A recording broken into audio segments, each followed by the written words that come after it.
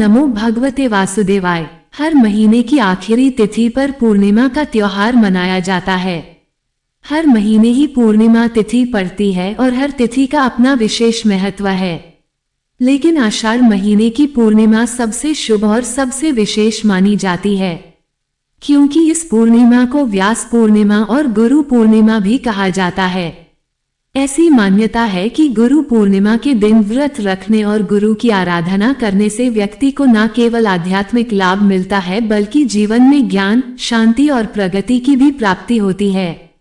आइए जानते हैं इस साल गुरु पूर्णिमा किस दिन है और पूर्णिमा तिथि कब से कब तक रहेगी। इस दिन कौन कौन से शुभ योग बन रहे हैं और चंद्रोदय का समय क्या रहेगा, क्योंकि पूर्णिमा तिथि का उपवास बिना चंद्र दर्शन या बिना चंद्र देवता की पूजा के अधूरा रहता है। मान्यता है कि इस दिन महर्षि वेदव्यास जी का जन्म हुआ था, इसलिए इसे व्यास पूर्णिमा भी कहा जाता है। वेदव्यास जी ने महाभारत जैसे महान ग्रंथ की रचना की है और गुरु पूर्णिमा हमारे जीवन में गुरुओं का सम्मान करने का एक विशेष दिन है। सनातन परंपरा में गुरु का स्थान ईश्वर से भी ऊपर बताया गया है। ऐसा भी माना गया है कि इस दिन ही भगवान शिव ने सप्त ऋषियों को प्रथम बार ज्ञान प्रदान किया था और वे प्रथम गुरु कहलाए। इस दिन शिष्य अपने गुरु की विशेष पूजा करते समय यथाशक्ति दक्षिणा, पुष्प, वस्त्र आदि भेंट करते हैं। शिष्य इस दिन अपने सारे अवगुणों को अपने गुरु को अर्पित कर देते हैं और अपना सारा भार अपने गुरु को दे देते हैं। गुरु की पूजा और उपासना करके जीवन में हर एक चीज बड़ी सरलता से पाई जा सकती है। इस दिन भगवान सत्यनारायण की पूजा करें और भगवान विष्णु और श्री सत्यनारायण भगवान को फल, मिठाई, पंचामृत, पंजीरी के भोग में तुलसी का पत्ता अवश्य रखें। निर्धन व्यक्तियों को अपनी सामर्थ्य के अनुसार दान दक्षिणा दें।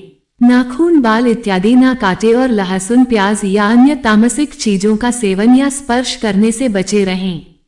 इस बार गुरु पूर्णिमा और आषाढ़ पूर्णिमा है 10 जुलाई दिन गुरुवार को। इसी दिन पूर्णिमा का स्नान, दान और व्रत रहेगा। पूर्णिमा तिथि 10 जुलाई गुरुवार को तड़के रात के 1:36 से प्रारंभ होगी और पूर्णिमा तिथि समाप्त होगी।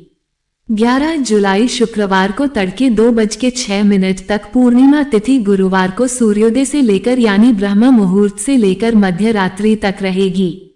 इसलिए केवल गुरुवार को ही पूर्णिमा का व्रत, उपवास, दान, दीपदान आदि किया जाएगा।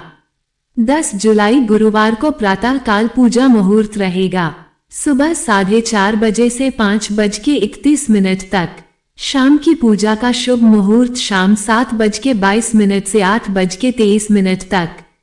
शाम को दीपदान या पूजा करने का सबसे शुभ मुहूर्त रहेगा गोधूली मुहूर्त, जो कि शाम 7:21 से 7:41 तक रहेगा। इसके अलावा राहु काल दोपहर 1:30 बजे से 3 बजे तक रहेगा। गुरुवार को सूर्योदय होगा सुबह 5:52 पर और सूर्यास्त शाम 7:12 पर। ब्रह्म मुहूर्त सुबह 4:16 से 5:4 तक रहेगा। अभिजीत मुहूर्त दोपहर 12:05 से लेकर 12:58 तक रहेगा।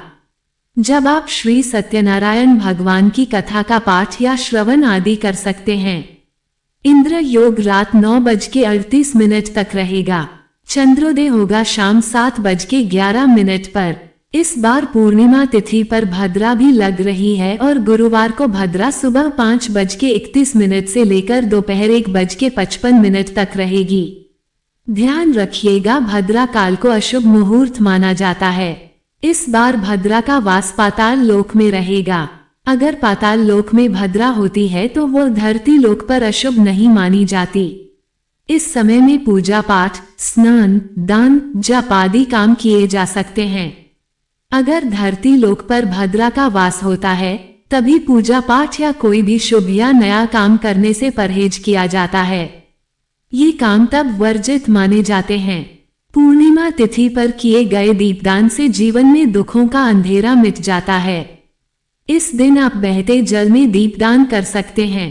बहते जल में दीपदान करना संभव ना हो तो जहां पर भी आप पीने के पानी को स्टोर करके रखते हैं वहां पर एक दिया जला सकते हैं। रसोई घर में, मंदिर में, अपने घर के आसपास कोई मंदिर हो वहां पर दीपदान कर सकते हैं। पीपल के वृक्ष के नीचे, शमी के पौधे के नीचे और तुलसी जी के पौधे के नीचे भी आप दीपक जलाकर रख सकते हैं।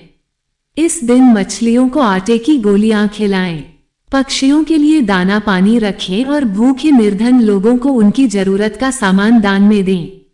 इस बार गुरुवार के दिन पूर्णिमा तिथि है, इसलिए ये दिन और भी महत्वपूर्ण हो जाता है। इस दिन देव गुरु बृहस्पति का और भगवान विष्णु का पूजन करने से जीवन में हमेशा सफलता मिलती है, किसी भी काम में रुकावट नहीं आती। और इस दिन यदि पीली चीजों का दान किया जाए, केले के पेड़ का पूजन किया जाए तो जीवन के हर संकट दूर होकर भगवान की कृपा भी पूरे वर्ष पर बनी रहती है। ये थी आज की वीडियो। अगर आप माता लक्ष्मी से सच्चे दिल से प्रेम करते हैं तो कमेंट में लिखिए जय माता लक्ष्मी हमारे घर जरूर पधारे।